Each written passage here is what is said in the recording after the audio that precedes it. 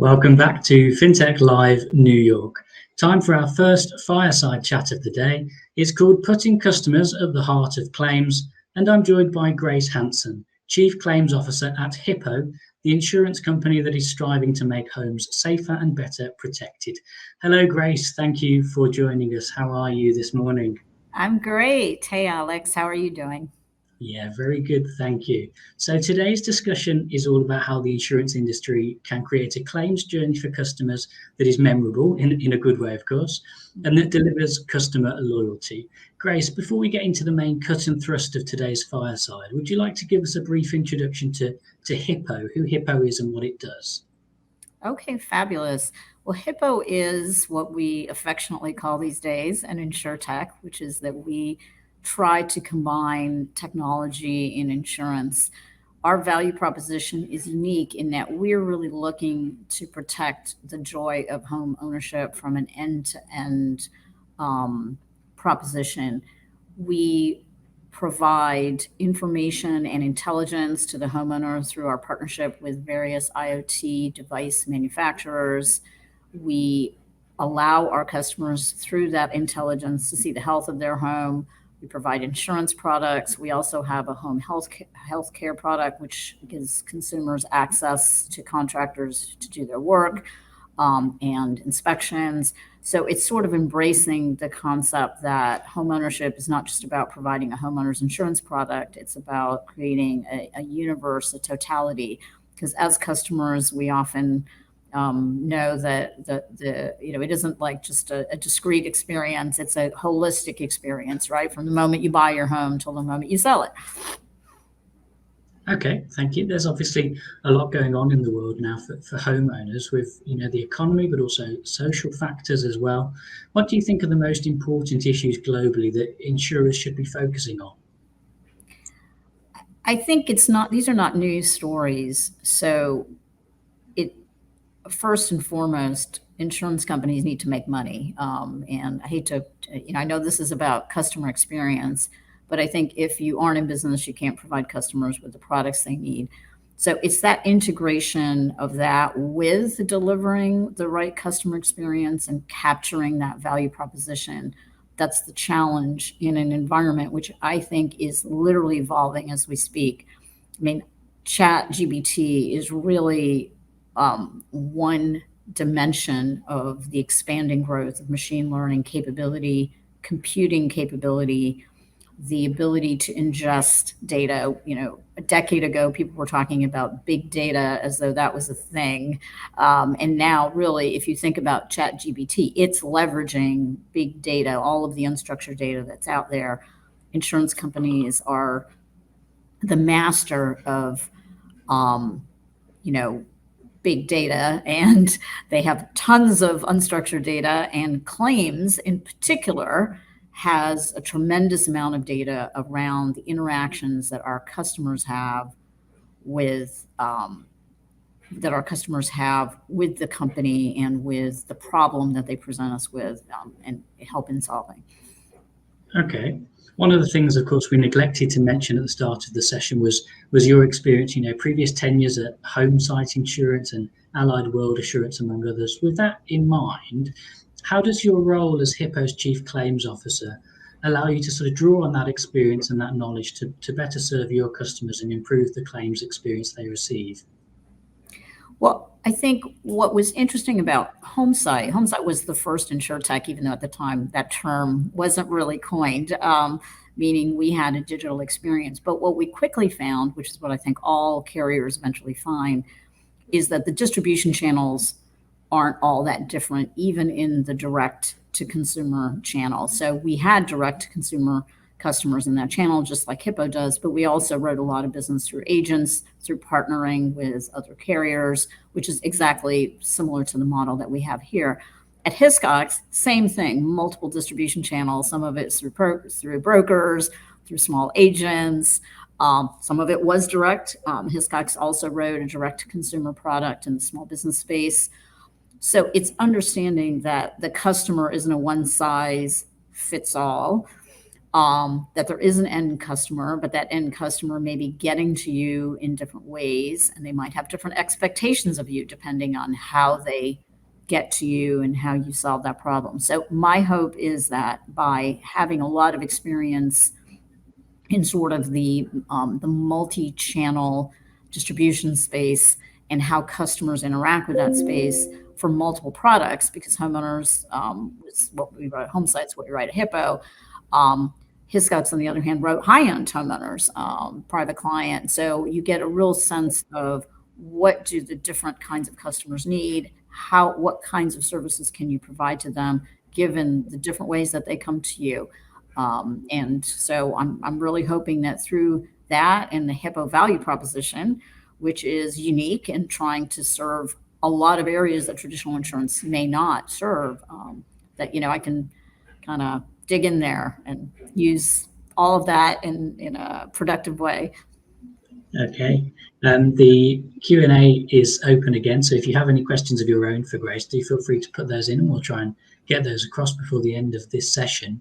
There is a lot of talk about skills shortages at the moment in multiple different tech verticals, of course. You can't really serve your customers if you don't have the talent to do it.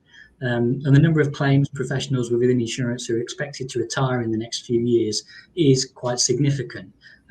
Grace, what skill sets do you think the next generation of claims professionals should be developing right now?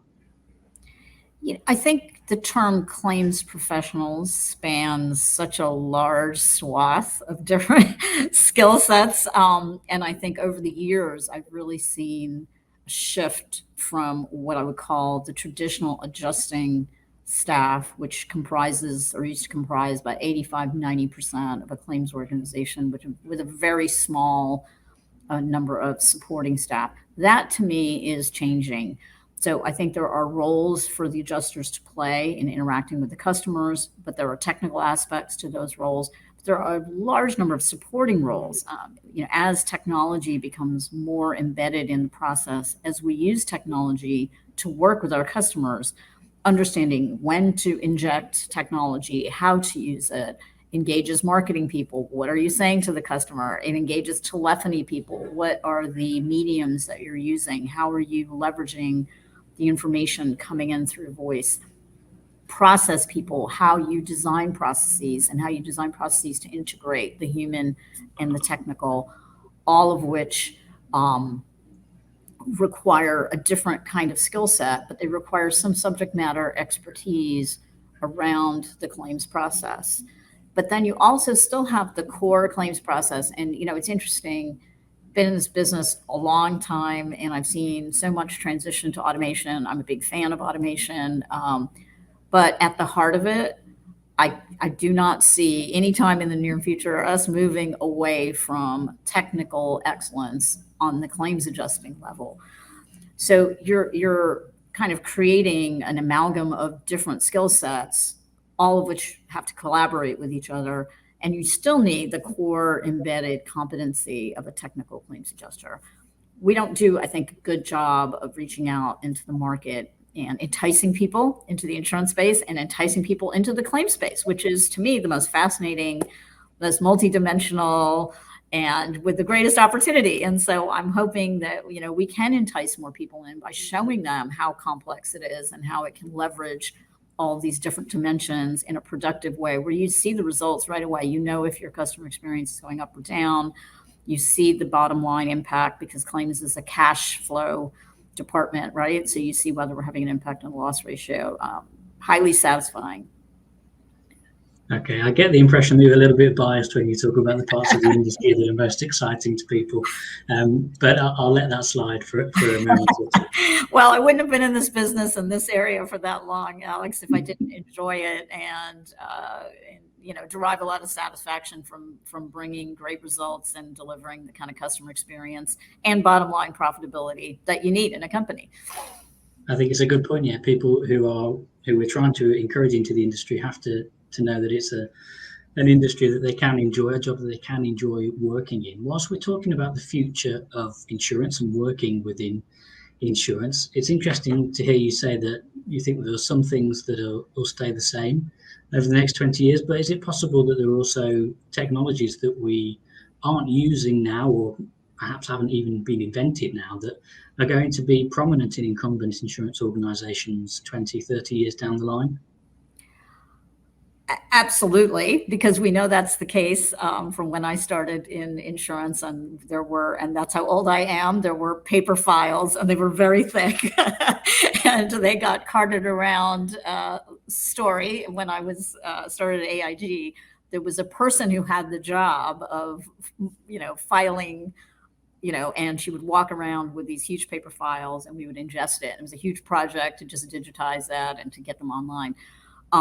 What I would say is some of the pain points in customer experience can be solved by technology. I think there are technologies I'm not going to try and prognosticate, but that can help us immensely. The ability to leverage analysis of unstructured data, I think, is going to be the next frontier. We already see it. It's accelerating, I think, with the speed of computers to analyze that data efficiently.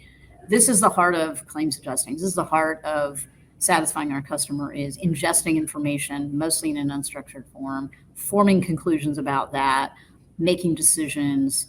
A lot of that, in my opinion, is going to ultimately be consumed by technology, by the use of data models. I think there is a new field, which is very interesting, called neurolinguistics, which uses natural language processing models to predict and essentially read the mind of a person based on how they say it, what they say, what people have said in the past, and the interactions. I think that is going to be more prominent. It's clearly a customer service, play. We see a little bit of that in the telephony space, where people are analyzing the tone and the word choice. I don't think that has been fully embedded in most insurance companies. It should be. We are constantly, when we do talk on the phone to a customer, we should have insight into how those conversations are going and whether this is a person who's vulnerable. In the UK, I think in the UK, they have this concept of vulnerable customers. It's a regulatory, aspect of handling customers. We don't have that in the US, but the same premise holds true, right? We want to be able to identify people, how they're going to react, deal with them well. That includes our internal people too. Can we understand how they're going to think, what they're going to say? I think this is a huge area. I think microservices is another area. I think, the traditional big, claims systems are going to start to either go away, or they're going to become just big data storage facilities, and we're going to plug and play multiple solutions. I think the number of those solutions is going to expand, and how we put that together is going to become a form of art. How do we put multiple solutions together in a way that we deliver a unique value proposition to a particular customer, a particular distribution channel?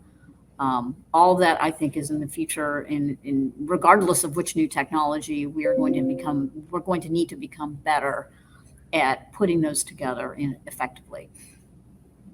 Okay. And part of the way, of course, that we can better protect consumers against fraud is using artificial intelligence. One person asks, is there a danger that AI could make claims roles obsolete in the future?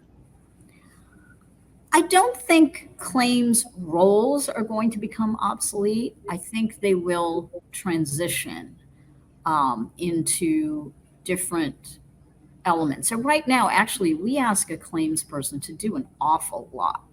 If you think about it, they are talking to a customer. They're trying to form a bond with the customer. So I'm going to talk just about homeowners here. Customer is approaching them with a problem, potentially a fraudulent customer approaching them with a false problem or an inflated problem. They're supposed to figure all that out, right? Okay, this is someone I need to, they're supposed to form this bond. They're also supposed to give them a lot of information, which is difficult to consume if you're a customer and you're inexperienced. Then they're supposed to go and somehow technically adjust this loss. So whether they use tools, whether it's done for them automatically, which is actually still a relatively small swath of claims where it's all done automatically. In the homeowner space, they're either writing estimates or they're analyzing estimates, and then they're going back to the customer and now communicating not always a happy story. Yeah, we paid for this. We don't pay for that. We're going to depreciate this.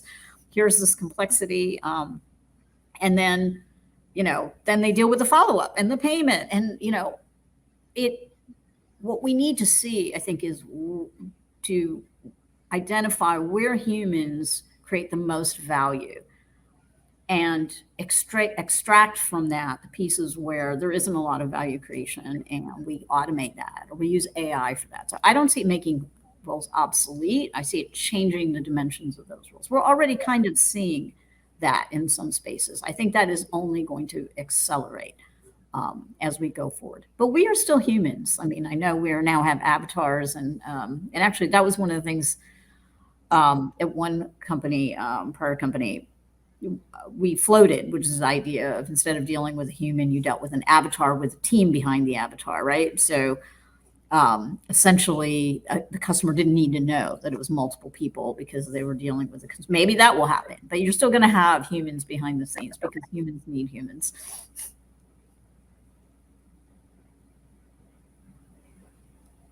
Okay, thank you. On a similar note, I suppose, when customers make a claim, it's usually because they suffered a loss of some kind. They've crashed a car, or their house has become flooded, or something of that nature. Do we need to retain the human touch in the claims journey, do you think? And if so, how does that balance against the desire to increase automation?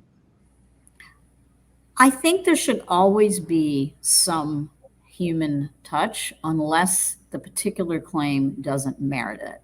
And so I think about a claim I personally had, which was when I moved to London, I had some of my items were damaged, and I had contents insurance for the trip. Never spoke to a human. Now, there might have been a human behind the scenes, but it was all automated. They sent me a digital list. What are the items that were damaged? Because they had a pre-existing list, because it was a shipment.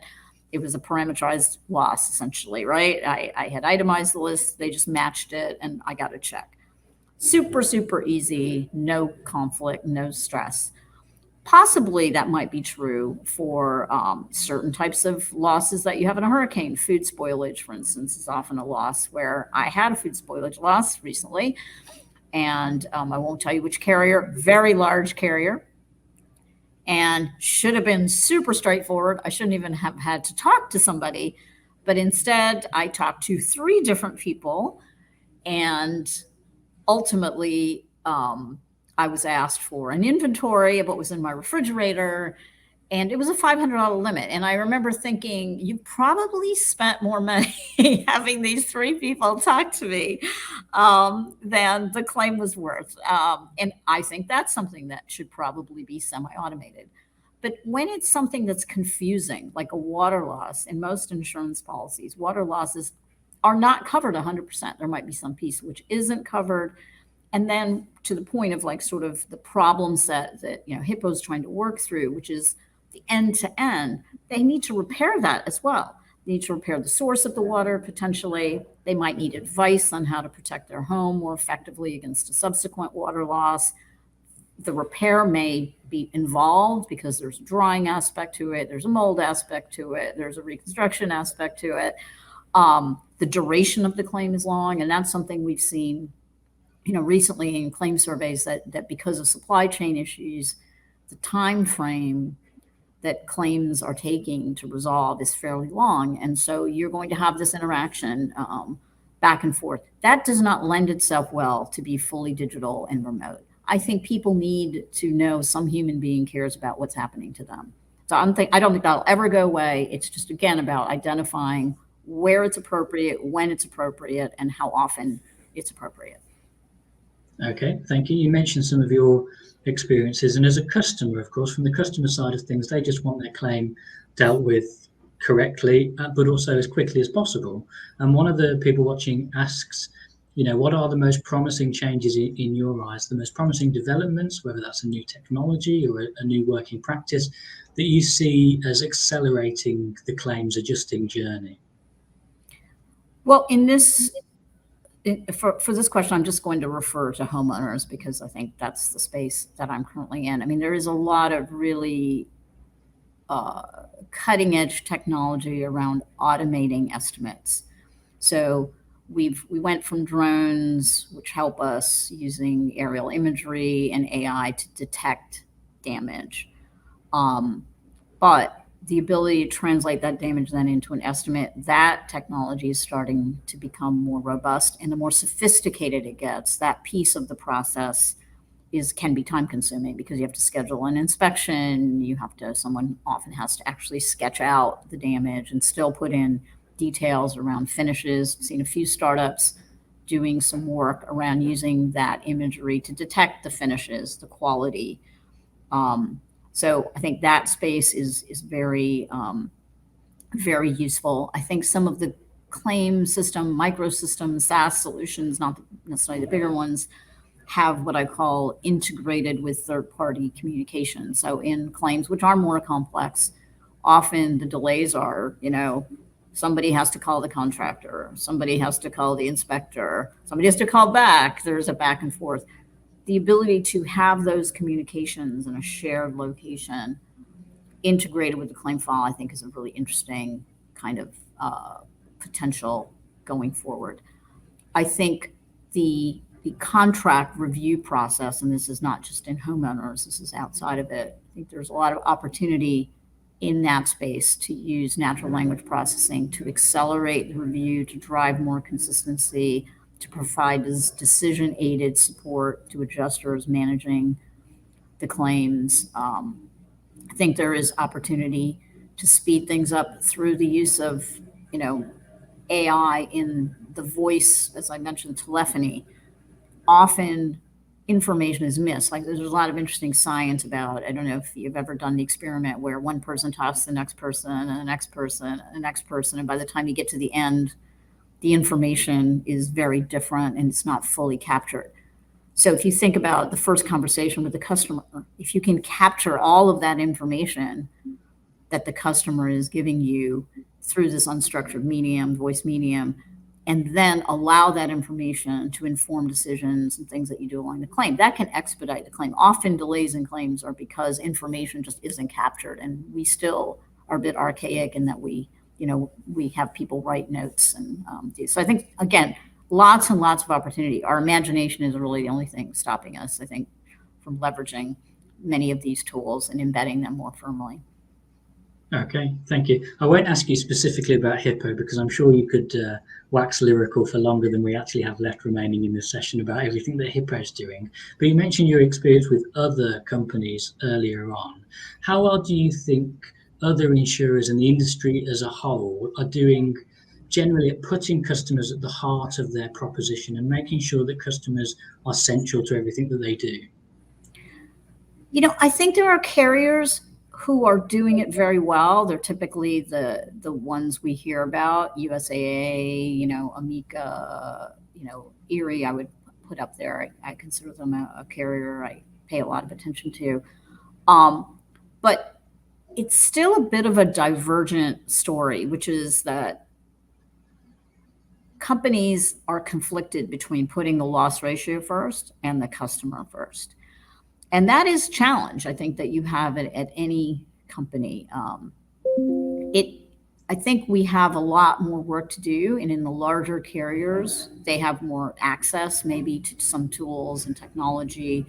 But the insurtechs have access to a lot of tech tools and technology, and they don't have kind of the legacy data. So I would say that, we're not doing as well as we could. We're not Amazons yet. We haven't leveraged technology in the way some of these companies have been able to leverage it. Like banks, I think, are doing a really amazing job, actually, of starting to leverage technology in satisfying their customers, but they don't have the same conflict of interest, right? Like, so their interest is in getting a customer, having a customer put money in their bank and keeping them, right? They're not telling the customer, yeah, no, I'm not going to pay that. Yeah, I'll pay part of that. So it's a kind of an interesting relationship that we have with our customers. And we have a lot to learn in how to do that properly, I would say, at every scale imaginable, whether it's the smaller companies, the medium-sized companies, or the biggest companies. Okay, I suppose the dilemma is at the moment, the bottom line is nobody likes to buy insurance. I think the statistic that Joel Agard from Zurich cited is that more people would rather go to the dentist. I'm not quite sure about that from a personal point of view. I think I just about prefer to buy insurance, but the challenge for us all is to change that perception. Thank you, Grace. That unfortunately is all we've got time for as part of your session, but really appreciate you dropping by and sharing your thoughts with us. Yeah, thank you so much, Alex. Thanks for inviting me to participate. No problem. Thank you very much.